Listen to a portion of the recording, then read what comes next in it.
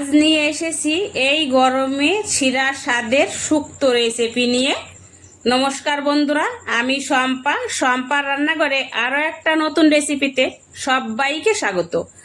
আজ আমি নিয়ে এসেছি শিরা স্বাদে এই গরমে অনুষ্ঠান বাড়ির মতো একটা মাত্র মশলা দিয়ে খুব সহজে শুক্তো রেসিপি নিয়ে।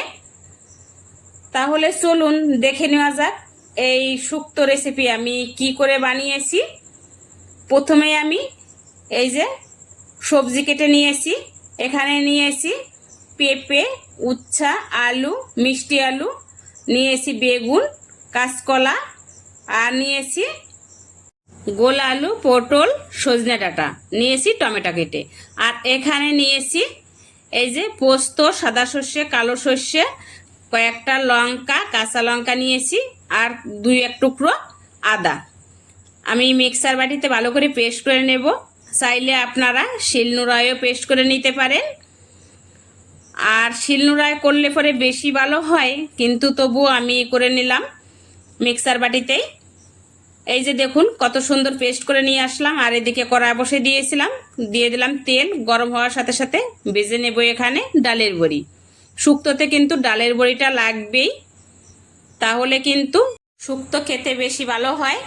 আর একটু ভেজে নিলাম লাল লাল করে, বেশি ভাজবো না, বেশি ভাজলে কালো হয়ে গেলে খেতে ভালো লাগবে না। একটু বাদামি কালার আসার সাথে সাথে আমি তুলে রাখলাম। আর এদিকে দিয়ে দিলাম বেগুনটা ভেজে আমি পটল ভেজে নেব। একে একে সব মশলাই আমি ভেজে নেব।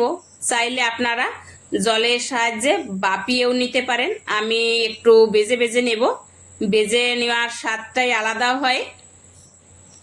আর এখন ভেজে নেব কাঁচকলা। আমি একটু তেল বেশি দিয়েছিলাম, কারণ আমার অনেক সবজি ছিল, আর সব সবজি আমি তেলে ভেজে নেব। কাঁচকলাটাও ভেজে তুলে রাখলাম। আর এখন দিয়ে দেব উচ্ছাটাও আমি ভেজে নেব। যারা উচ্ছে খেতে চায় না তারাও কিন্তু এই শুক্তোতে উচ্ছা দিলে পরে একদম বুঝতে পারবে না। আর এখানে নিয়ে নিলাম সব সবজি ভাজার পরে লাস্টে আমি ভেজেছিলাম গোল আলুটা ভেজে তুলে নিলাম। আর ওই তেলেই দিয়ে দেব সামান্য তেল, বেশি তেল এখন আর দেব না। আর হ্যাঁ, অবশ্যই কিন্তু একটু ঘি দিতে হবে, শুক্তোতে কিন্তু ঘিটা একটু লাগেই বেশি। আর দিয়ে দিলাম শুকনো লঙ্কা, 5 ফোড়ন। আমার শুক্তোর রেসিপিটা দেওয়া রয়েছে, চাইলে আপনারা দেখে নিতে পারেন। একটু অন্যভাবে রান্না করেছিলাম, আর এটা সম্পূর্ণ আলাদা করছি। দিয়ে দিলাম তেজপাতা, টমেটো, ভালো করে একটু নেড়ে নেব। আর দিয়ে দেব এখানে রেখেছিলাম জিরা পেস্ট করে, জিরাটা দিয়ে দিলাম। একটু কষিয়ে নেব। স্টেপ বাই স্টেপ আমি যেভাবে রান্না করছি আপনারা ঠিক এইভাবেই রান্না করবেন, দেখবেন খেতে একদম অনুষ্ঠান বাড়ির মতো হবে। আর খুব অল্প সময়ে কম মশলায় রান্না হয়ে যাবে।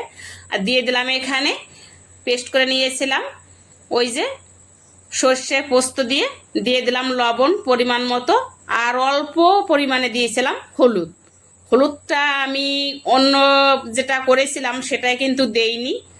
আর কালারটা একটু ভালো আসার জন্য আমি দিয়ে দিলাম অল্প পরিমাণে হলুদ। সাদা সাদা থাকলে যেহেতু আমার ছেলেটা দেখছি পছন্দ করছে না, খেতে স্বাদ হলে পরেও দেখতে একটু সাদা হলে খেতে চাইছে না, তাই আমি একটু দিলাম। চাইলে আপনারা নাও দিতে পারেন। আর যদিও দিয়ে থাকেন খুব অল্প দেবেন। একটু কষিয়ে নিলাম ভালো করে। কষিয়ে নেওয়ার পরে উষ্ণ গরম জল করে নিয়েছিলাম, আর দিয়ে দিলাম উষ্ণ গরম জল।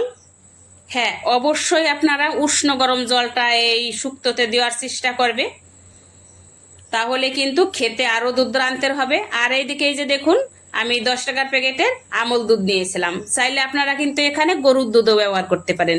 আমি একটু নিয়ে নেব, গরম জলের সাথে উষ্ণ গরম জলের সাথে গুলিয়ে নেব।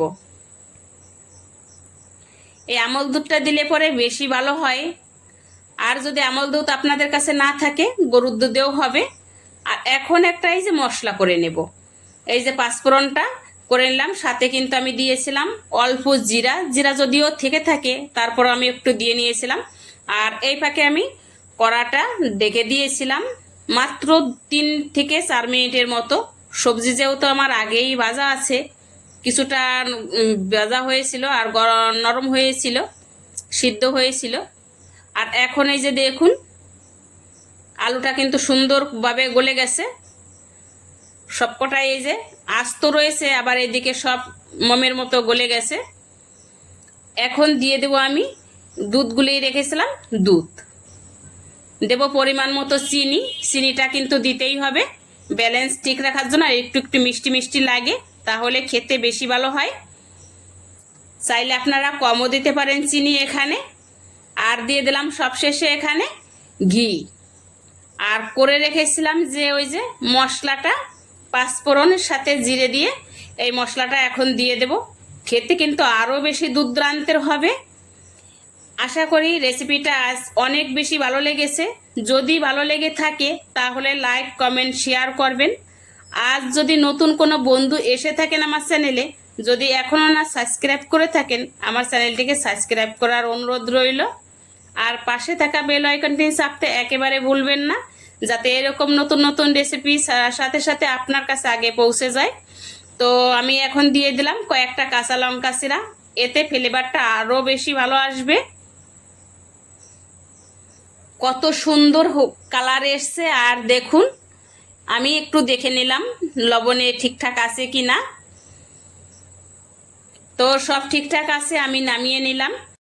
আজকের রেসিপিটা যদি আপনারা বাড়িতে ট্রাই করে থাকেন, কেমন হলো জানাতে কিন্তু একেবারে ভুলবেন না। আপনার মতামত, পরামর্শ পরবর্তী ভিডিও বানাতে আমাকে অনেকটা সাহায্য করবে। আমি সব সময় চেষ্টা করি অল্প সময়ে কম মশলায় খুব সহজে রেসিপি দেওয়ার জন্য। বাড়িতে যেটা আমি করে থাকি সেটাই আপনাদের সাথে শেয়ার করি, আর সেটাই আমার মিষ্টি বন্ধুরা খুব সুন্দর করে আমাকে কমেন্ট করে উৎসাহ দেয়। আজকের ভিডিওটা এখানেই কমপ্লিট করছি। দেখা হবে আবার নতুন ভিডিওতে। ততক্ষণ সবাই ভালো থাকুন, সুস্থ থাকুন। ধন্যবাদ।